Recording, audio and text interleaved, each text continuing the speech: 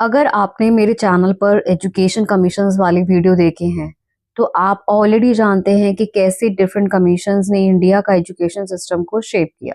उस वीडियो में हमने राधा कृष्ण कमीशन से लेकर एनईपी 2020 तक सबको डिटेल में समझा था।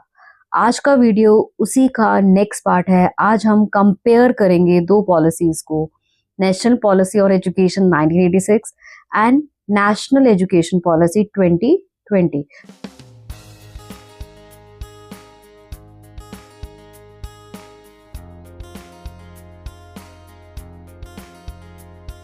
सो hello everyone, welcome back to my channel. I am doctor Vinder Kaur और आज इस वीडियो में हम कंपैरिजन पढ़ेंगे एनपीई 1986 एंड एनईपी 2020। पीई हमारा इंट्रोड्यूस हुआ था 1986 में, जो मॉडिफाई किया गया था 1992 में, और एनईपी 2020 हमारा इंट्रोड्यूस हुआ था 2020 पे। मेन फोकस क्या है? एनपीई 1986 उस टाइम आई जब इंडिया का बिगेस्ट चैलेंज था illiteracy, lack of school, gender gap, इसलिए इसका फोकस था एजुकेशन को सब तक पहुंचाना है।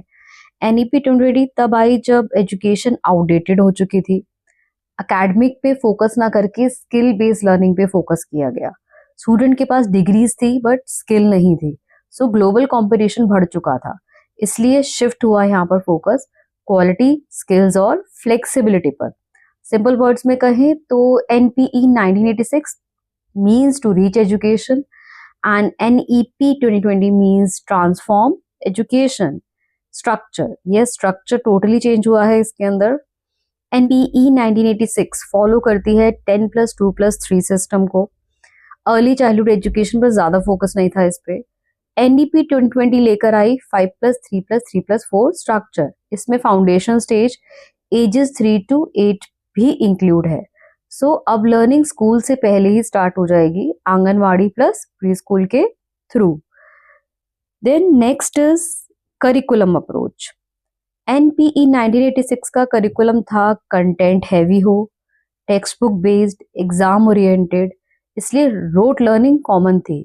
बट एनईपी 2020 की बात करें, इसका फोकस था competency based learning, experiential learning and understanding plus application based learning. So सिर्फ डिफाइन या एक्सप्लेन नहीं, स्टूडेंट प्रोजेक्ट्स, एक्टिविटीज और रियल लाइफ प्रॉब्लम से सीखते हैं। मीडियम ऑफ इंस्ट्रक्शन की बात करें, सो 3 language formula in NPE 1986, mother tongue पर क्लियर एम्फेसिस नहीं, और 2020 में मदर टंग और रीजनल लैंग्वेज पे फोकस था। टिल ग्रेड 5, आप प्रेफरेबली ग्रेड 8 तक आपको यहाँ पर मदर टंग पे या रीजनल लैंग्वेज में ही अपने सब्जेक्ट को पढ़ना है। देन चिल्ड्रन कंसेप्ट को अपनी लैंग्वेज में ज्यादा क्लियरली समझ आता है। बहुत ऑब्वियस है, अगर मेरी कोई रीजनल लैंग्वेज पंजाबी है, मैं पंजाब में रहती हूँ, तो मेरे को डेफिनेटली जो कंसेप्ट समझ आएगा वो पंजाबी में आएगा रादर देन हिंदी या इंग्लिश में। सो इट्स इम्पॉर्टेंट कि बच्चे को अगर बेस अच्छा बनाना है तो वो अपनी मदर टंग में उस कंटेंट को सीखे। So next is assessment system. NP 1986 focus करता था समेटिव एग्जाम्स पे, मार्क्स बेस्ड इवैल्यूएशन पे। एनईपी 2020 ने बहुत चेंजेस लाए, उसने फोकस किया फॉर्मेटिव असेसमेंट, कॉन्टिन्यूअस फीडबैक पे and less exam pressure.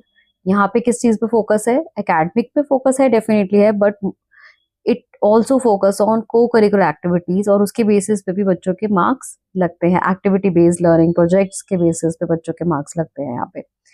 Then students का असेसमेंट सिर्फ फाइनल एग्जाम से नहीं है, यहाँ पर पोर्टफोलियो, प्रेजेंटेशन और क्लास पार्टिसिपेशन से भी होता है, वो कितना अपने आप को इन्वॉल्व करते हैं। Next is vocational education.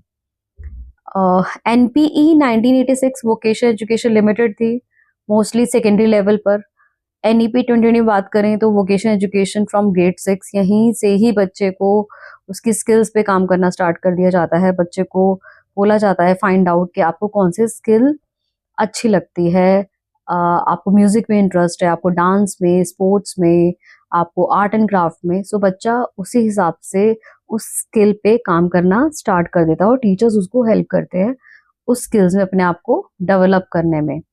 Internship include होती हैं इस लेवल पे ताकि बच्चे प्रैक्टिकल लर्निंग कर पाएं। स्टूडेंट स्कूल लेवल पर ही कोडिंग, कारपेंट्री, गार्डनिंग, एआई जैसे स्किल्स सीख सकते हैं।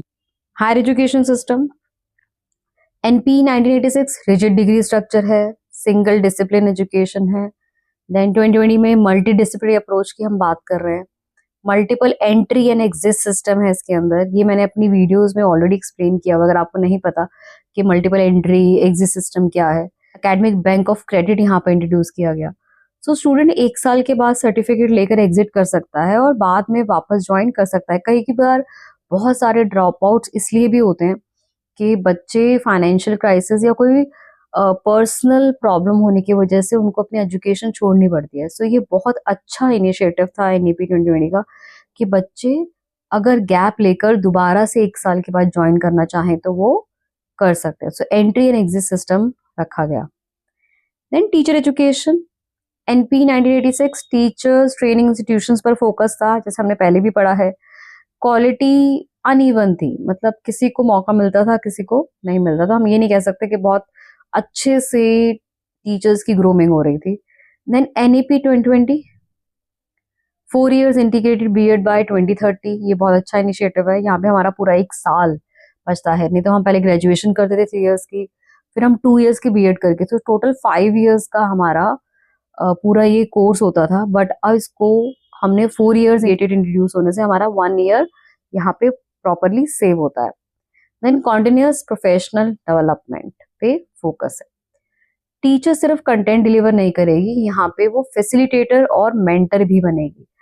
Next is use of technology. NPE 1986 technology का यूज ऑलमोस्ट नेग्लिजिबल था, कोई ऐसा फोकस नहीं था कि टेक्नोलॉजी पर फोकस करना है। बट एनईपी 2020 आते ही पूरा focus digital education, AI, online platforms like Diksha, Swayam, बहुत ज़्यादा इनिशिएटिव्स स्कूल्स और ऑर्गेनाइजेशंस लेने लगी। फोकस किया गया इसके ऊपर, लाइक एआई और एडटेक इंटीग्रेशन किया गया एजुकेशन सिस्टम में। ऑनलाइन क्लासेस, डिजिटल कंटेंट और ब्लेंडेड लर्निंग नॉर्मल बन चुके हैं आज के टाइम में। ओवरऑल अगर हम देखें, एनपी 1986 ने एजुकेशन को डेफिनेटली एक्सपेंड किया। एनईपी 2020 एजुकेशन को ट्रांसफॉर्म कर रही है। सो एनपीई 1986 का गोल था एजुकेशन फॉर ऑल, एनईपी 2020 का गोल है quality education for future ready learners. As B Ed students और फ्यूचर टीचर्स, आप ही हो जो इन पॉलिसीज को क्लासरूम में रियलिटी बनाओगे।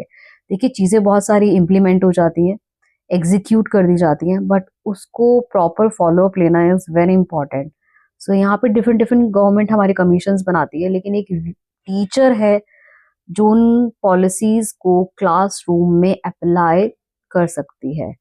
पावर है ये टीचर की। सो अगर आपने एजुकेशन कमीशन वाले वीडियो अभी तक नहीं देखा है, सो उसके लिए डिस्क्रिप्शन में दिया गया है लिंक, वो इस वीडियो को स्ट्रॉन्ग बेस बनाएगा। So definitely watch that video. अगर ये कंपैरिजन आपको हेल्पफुल लगा, so like, subscribe and share with your friends.